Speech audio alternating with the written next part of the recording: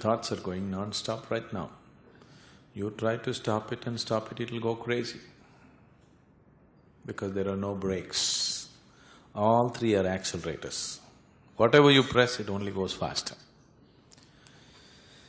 So, why these thoughts are going like this? So you need to understand, the moment you identify yourself with something that you are not, your thoughts are on. The more you're identified, the more strongly you're identified, the more the thoughts are, more vigorous the thoughts are. It is just like you ate bad food. Now you have gas. If you stop it, can you stop it? You cannot stop it. You ate bad food, that you could have stopped. Eating bad food, you could have stopped. Having eaten bad food, you can't stop the gas, isn't it? Thoughts are just like that. You have identified yourself with things that you are not. You have gone away from your original nature. You are identified with so many things which you are not. Isn't it so? Now you are trying to stop the thought. It is not going to stop. It cannot stop. If you sit here and take away your identification, that's what I'm trying to do with you. When I say you're responsible for everything, if you become responsible for everything, actually you are like nothing, please see. How did you get your identity? You took responsibility for something and became a somebody, isn't it? Isn't it so? Is that so? Only by taking responsibility for something you have become a somebody, isn't it? If you see I'm responsible for everything, you become a nobody. Once you're like this, where is the question of thought? Thought will be a conscious process. When you're a nobody, what is there to think about? Nothing. If you want to think, you can think. Otherwise, it's just wonderfully blank. If I sit here for 5 days, 6 days, I can sit here without a single thought.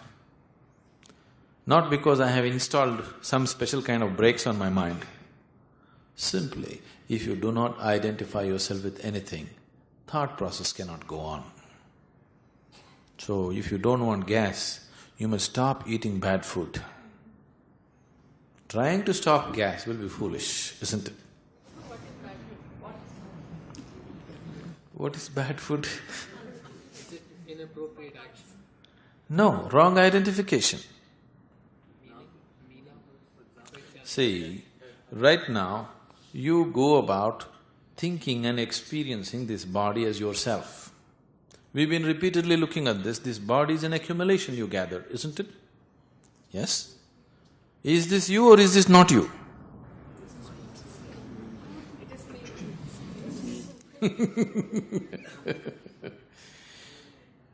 Man, this is a heap of food now, man. So, when you were much slimmer, were you still you? Complete you or half you? Complete you. Now you accumulated more. So this more, is it you or not you? Huh? How can what you accumulate be you? What you gather cannot be you. You gathered it, isn't it? Maybe it's your property, all right. It belongs to you, all right. But it cannot be you, isn't it? But this body which is not you, you're experiencing it as myself. Wrong identification. These thoughts are not yours, you gathered it from the society around you, isn't it? But you are experiencing it as myself. These are two basic things, but it extends. Even the clothes that you wear, you're experiencing it as yourself, isn't it? If I tear your cloth, it hurts you as much as me beating you or doing whatever, isn't it? Your house, your children, your husband and all the other nonsense that you gathered, you have identified yourself with many things that you are not, isn't it? So much bad food, how to hold back the gas now? Too much bad food. Wrong identification. What is the right identification? See, where is the need to identify yourself with something? In the society, yes. See, for social reasons, we identify ourselves with something or the other, that's fine. But within yourself, where is the need to identify yourself with anything for that matter? Where is the need? Because you feel insufficient in some way. That is why you're trying to identify yourself with something or the other. I want you to understand, you educated yourself not out of your love for knowledge. You feel insufficient. That is why you gathered this knowledge. You built your family not because you're in love with them. You feel insufficient without them. That's why you gathered this group of people around you. You're working because otherwise you'll feel insufficient. That's why you're doing all this, isn't it? So your experience of who you are is not sufficient. That is why all this nonsense is happening. Now, if your experience of who you are is so magnificent and so complete, the need to identify with anything doesn't arise in your life, isn't it? Yes? Not understood. Yes, I know.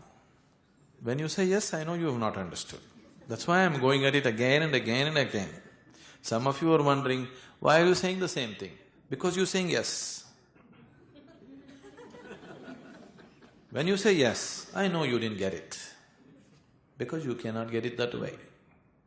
If you get it, you will burst into tears right now. If you really respond to everything, this moment, you will melt away. Ah, I get it. You don't get it. That's why I'm going at it again and again and again. Your identification is always with something that you have gathered. Is it so? The food that you gathered in the form of this body, the impressions that you gathered in the form of your mind, and the things and people that you gathered in the form of family and property and whatever else. So your identification is always with that you collected. This is your hobby. This is your compulsive hobby to gather food, to gather people, to gather things. Non-stop you're gathering all the time, isn't it? Your hobby is okay, enjoy the hobby, but it cannot be you, isn't it? But you have identified yourself with all these things because who you are right now is not sufficient. There is a sense of insufficiency in your existence. This insufficiency has come fundamentally because the moment you were born, for the purposes of survival, you identified yourself with the body. Similarly, you continued the same process. For the purposes of social survival, you identified yourself with some social structures. For the purposes of national survival, you identify yourself with a national identity. For religious survival, you identified yourself with a religious group. Like this it is going on, race, religion, caste, whatever. These are all different identifications you're taking on different levels. All this is just survival, is it so? Do you understand what I'm saying?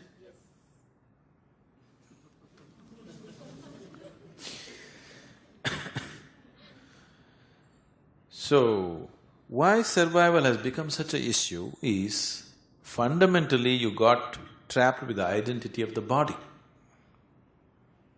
The moment you got trapped with the identity of the body, survival becomes the fundamental and the foremost interest in your life because the body constantly needs to protect itself. In this vast existence, where so much is happening, this body needs constant protection. So there is a deep-rooted instinct for survival. Every cell in your body has its own instinct for survival. Those of you who are into some medicine, you know, every cell in the body has its own instinct. It is fighting to survive every moment, isn't it? You as an organism, yes. Apart from that, each individual cell is struggling to survival because that is the most fundamental instinct. The moment you got identified with the body, now this became your quality. Survival, survival, survival. But body is the only thing that needs survival. Other things can be molded and created any time you want, isn't it? Yes. Other aspects of you can be just molded and created any time you want. It is only the body which needs it. but because your identification with the body is so deep, it has spread into other areas of life. Now, any amount of talking and listening won't do this. If we can create a device where there is a little space between you and this body, if you have a living experience, I am not this body, then suddenly life will start happening in a different way.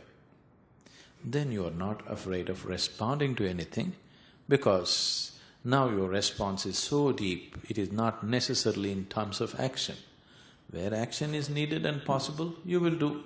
Where it's not needed or not possible, you don't do. It's your choice. Action is always your discretion, isn't it? Isn't action your discretion? Always your discretion. But your ability to respond, if you don't restrict it, if you see I'm responsible for everything, every moment of your life, you will see somehow for no reason you're simply joyful by your own nature. Because once your responsibility is boundless, you cannot identify with anything in particular.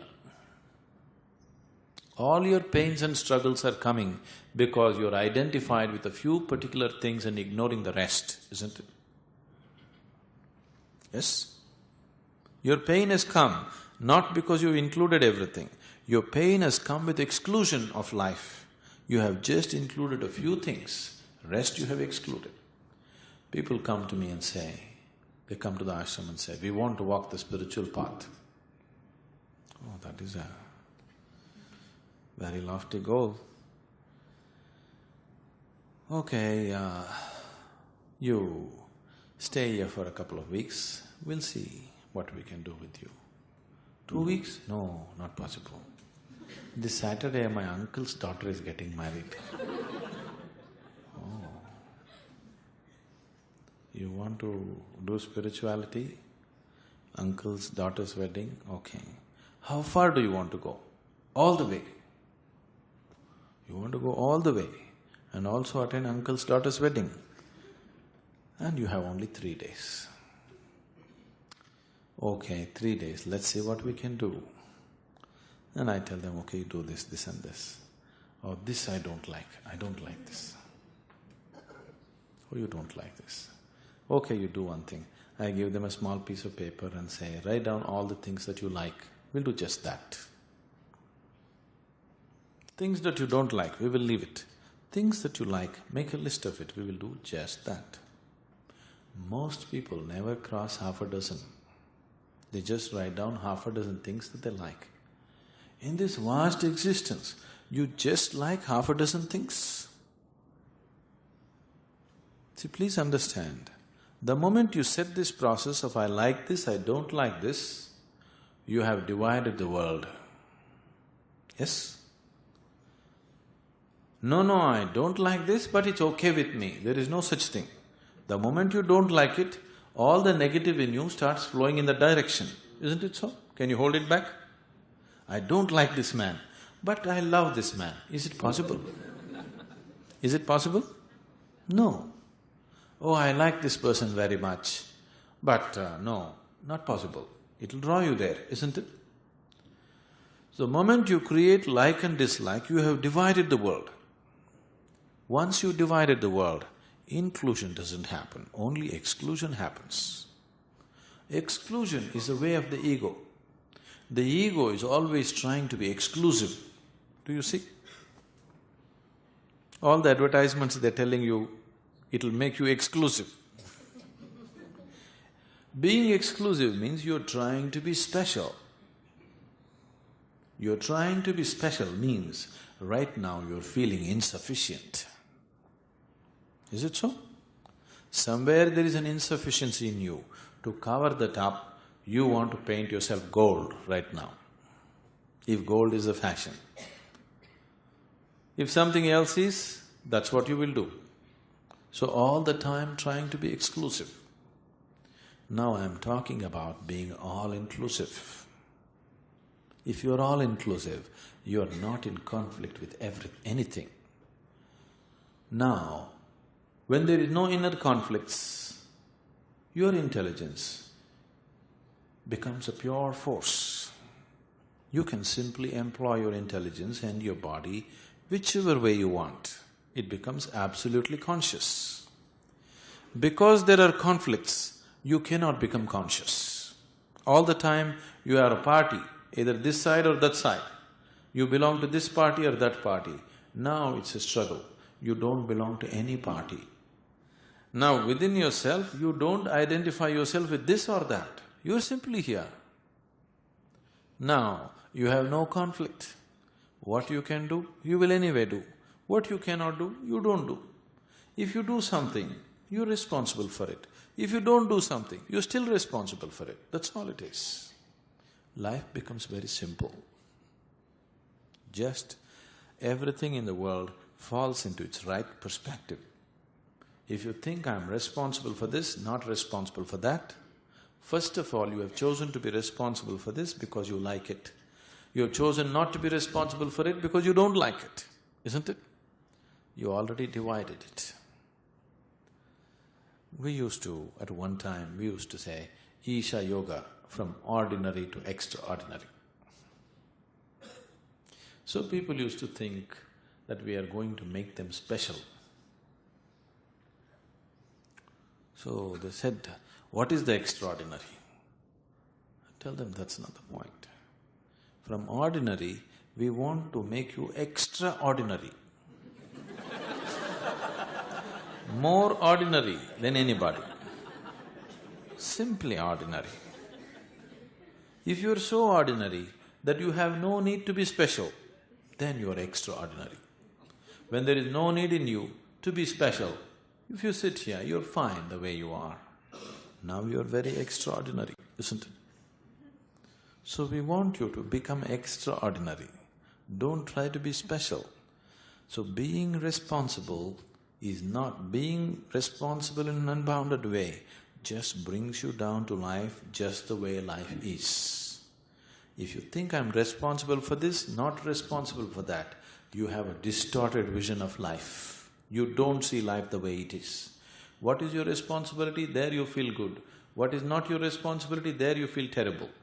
Suppose a little thing, something has fallen down there, and you think it is not my responsibility, but for some reason, life situations are compelling you to pick it up.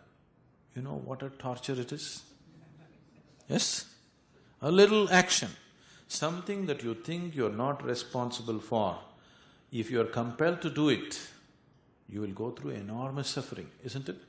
Isn't it happening to you on a daily basis? So many things you must do, but you think you're not responsible for it. Such a toll it is taking on your system, isn't it? Huge toll, it is claiming a huge price on your life. If you see my responsibility is boundless, whatever is needed out of you, effortlessly you do it. What you cannot do, anyway will not happen.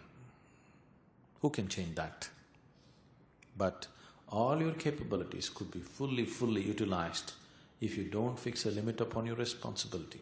On your actions, anyway, nature has fixed some limits on you, isn't it? Your ability to respond, why do you want to limit it? You don't have to add to the limitations that are already there to life. Do you see? By limiting your responsibility, you're putting new limitations upon life. Yes? Aren't you putting new limitations? Is it necessary? Nature has fixed sufficient limitations on you. You don't have to put new limitations upon yourself.